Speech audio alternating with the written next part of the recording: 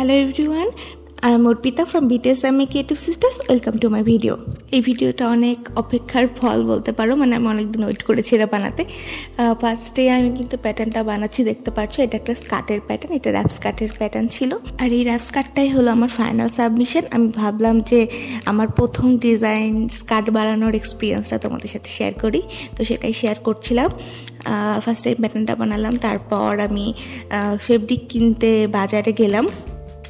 আর তোমরা দেখতে পারবো যে আমি কিভাবে প্রথমে একদমই ফেল হয়ে গিয়েছিলাম এটা বানাতে, তারপর আস্তে আস্তে আবারও ট্রাই করে না হার মেনে আবারও আমি ফাইনালি আমার সাবমিশনটা অনেক ভালোভাবে দিয়েছি। তো দেখতে পাচ্ছি এখানে আমি ফেব্রিক কিনলাম, ফেব্রিকের সাথে ম্যাচ করে কিছু সুতা মানে উল তারপর পুঁথি এগুলো কিনছিলাম।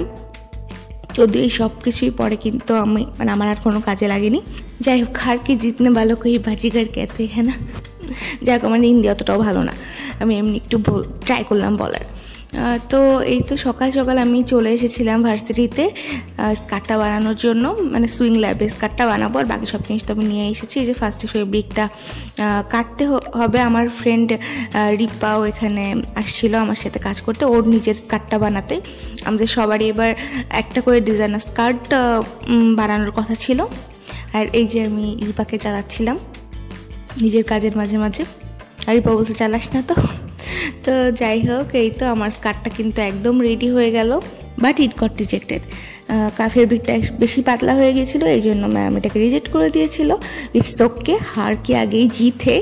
এই জন্য আমি আবারও দেখতে পাচ্ছ যে আমি অ্যাডোবি ইলাস্ট্রেটরে ডিজাইনটা ফার্স্টে বানিয়ে নিলাম। এবার কোনোভাবেই আমি আর ফেল হতে পারবো না, তো একদম পারফেক্টলি আমাকে বানাতে হবে। তারপর আমি আবারও চলে এলাম সুইং ল্যাবে। আর এবার আমি ডিটারমাইন্ড ছিলাম যে আমারটা বেস্ট হতেই হবে। তো এই তো আমি স্টার্ট করলাম আমার কাজটা। প্রথমে আমি প্যাটার্নটা রোল হয়ে গিয়েছিল, যে প্যাটার্নটা আমি একটু আয়রন করে নিলাম। দেন আস্তে আস্তে পুরো প্রসেসটা স্টার্ট হলো।